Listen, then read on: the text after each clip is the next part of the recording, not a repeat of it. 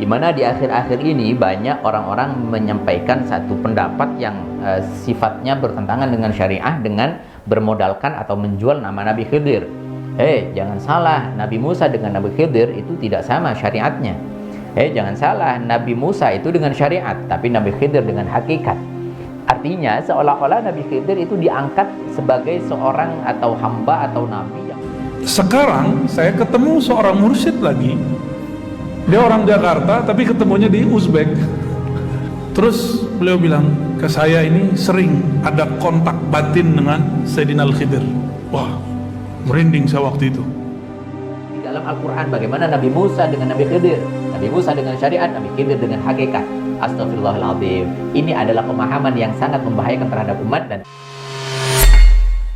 Assalamualaikum warahmatullahi wabarakatuh. Sahabat kaum muslimin, subscriber channel Bintang Akidah dimanapun anda berada. Pada kesempatan ini saya akan berbicara tentang Nabiullah Khidir alaihissalam, di mana di akhir-akhir ini banyak orang-orang menyampaikan satu pendapat yang sifatnya bertentangan dengan syariah dengan bermodalkan atau menjual nama Nabi Khidir.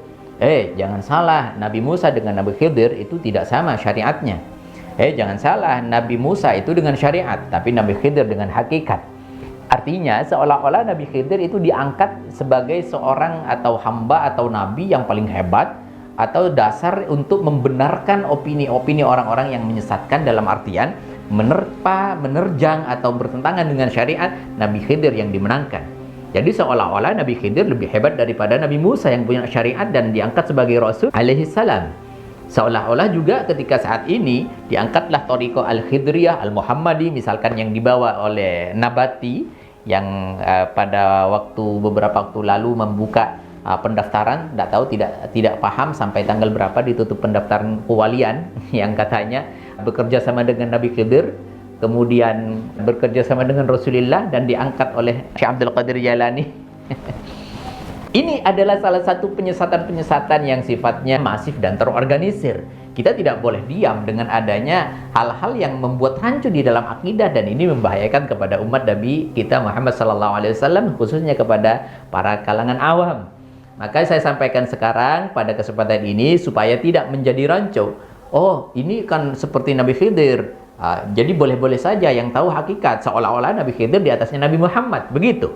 Seolah-olah Nabi Khidir adalah Nabi yang paling hebat. Maka kita sampaikan, maka kita jelaskan hari ini pada detik ini. Yang pertama, banyak yang bertanya-tanya, man huwa Khidir? Siapa Nabi Khidir? Hal huwa nabiyun am waliyun?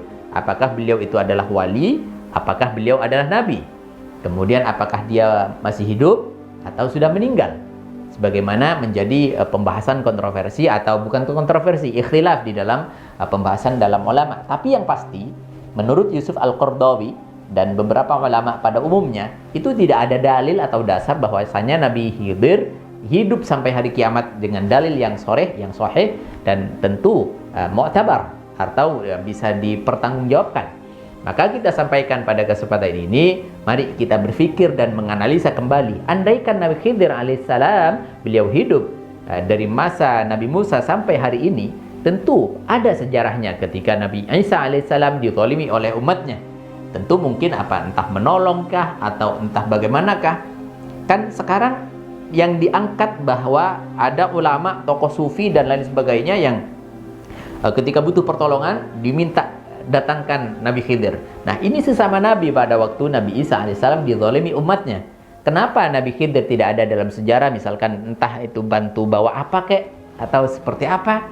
Nah, salah satunya juga ketika hidup Nabi Khidir pada masa sekarang, artinya sudah melewati masa Nabi kita Muhammad SAW, di mana pada waktu Nabi Muhammad kita berperang di perang Uhud, ketika gerahamnya runtuh atau pecah, atau ketika beliau berdarah-darah, di mana Nabi Khidir? Tidak ada tercatat dalam sejarah. Yang ada adalah para sahabat-sahabat yang terpilih, yang menjadi ahli surga insyaallah, dan sudah dipastikan keahliannya, dipastikan kedudukannya di surga oleh Allah Subhanahu wa taala melalui lisan mulia Rasulnya sallallahu alaihi wasallam.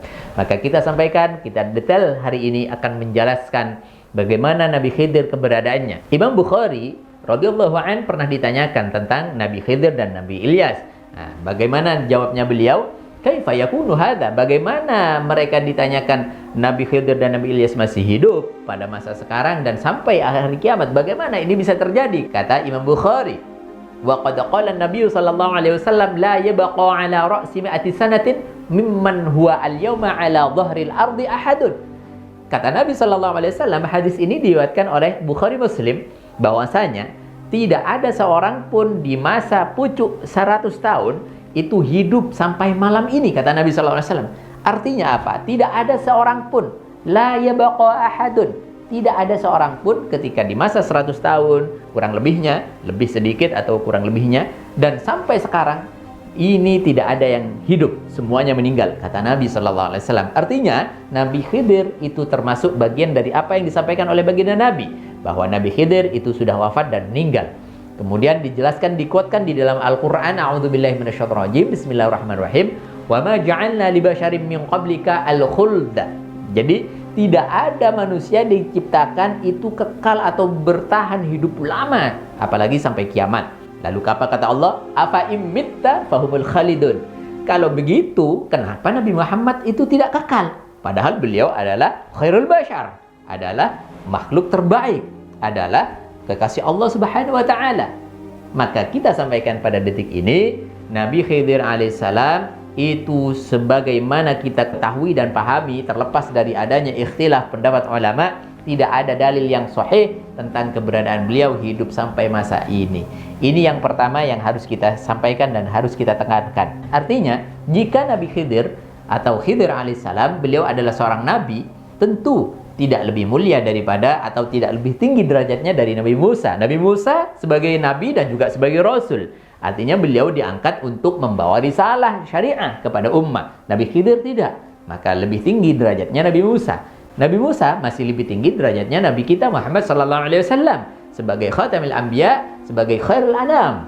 Maka kita sampaikan pada detik ini, Nabi Khidir tidak ada apa-apanya kalau dibandingkan dengan Nabi Muhammad. Artinya dalam artian bukan merendahkan Nabi Khidir, artinya terbaiklah Nabi Muhammad. Artinya paling utamalah Nabi Muhammad. Artinya tidak ada satupun yang bisa mengalahkan Nabi kita Muhammad SAW secara derajat dan keberadaan beliau.